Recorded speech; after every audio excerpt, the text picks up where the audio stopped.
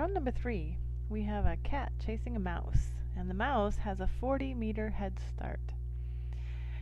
And we're told that for every 7 meters that the mouse runs, the cat runs 9 meters. How far must the cat run to catch the mouse? Well, the key here is to recognize that for every time period, we don't really know what time period that we're working with here, in which the mouse runs 7 meters and the cat runs 9 meters.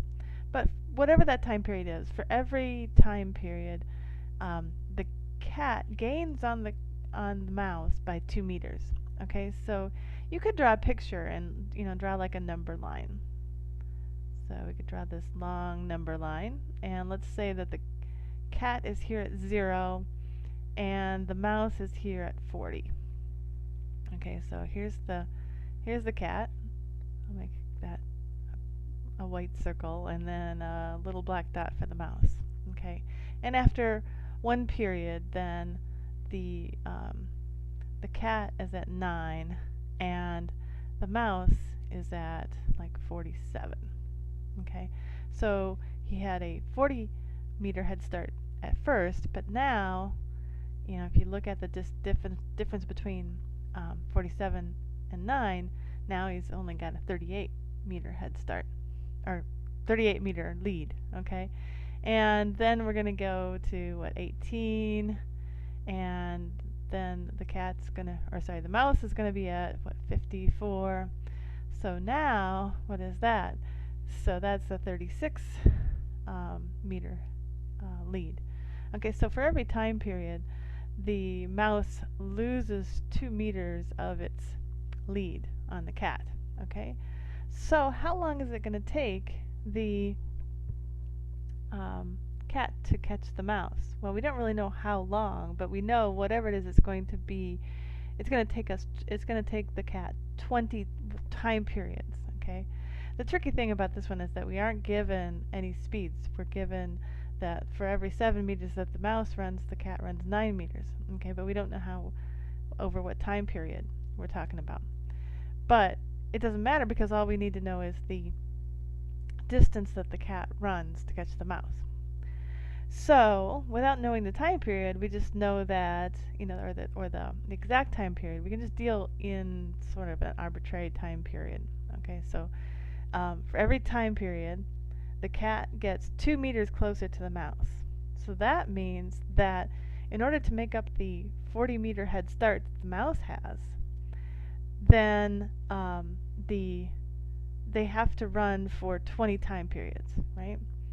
So we know that they have to run, so they run for 20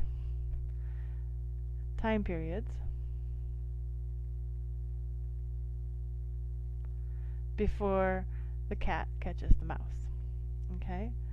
So, and then for every time period, the cat runs 9 meters. So 9 meters times 20 time periods gives us 180 meters. Okay?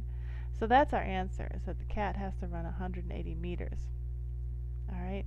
And we can look at how far the mouse runs. The mouse then runs 7 meters times, so this is essentially like 7 meters per time period. We don't know how many, we don't know the length of the time period, but it's just an arbitrary time period. And again, the mouse is also running for 20 time periods, so the mouse runs 140 meters. Okay, and that's a good check too, because you can see that you know that obviously the mouse is going to run 40 meters less than the cat, because the mouse had a 40-meter head start. Okay, so if you look at the difference between the two of them, you see 40 meters, and so that's a good check that we did it right. Okay, so essentially the speed of the cat is 9 meters per time period. I could just say per time period, and the speed of the mouse is 7 meters per time period. Okay, it's not minutes, it's not seconds, it's not hours. We don't really know how long that time period is. and then this is 20 time periods, and this is 20 time periods. Okay, so, but it turns out we don't really need to know how long that time period is, because because they end up canceling out anyway. So we have 20 time periods times 9 meters per time period, we get 180 meters for the cat. Okay, so this is the distance that the cat runs, 180 meters.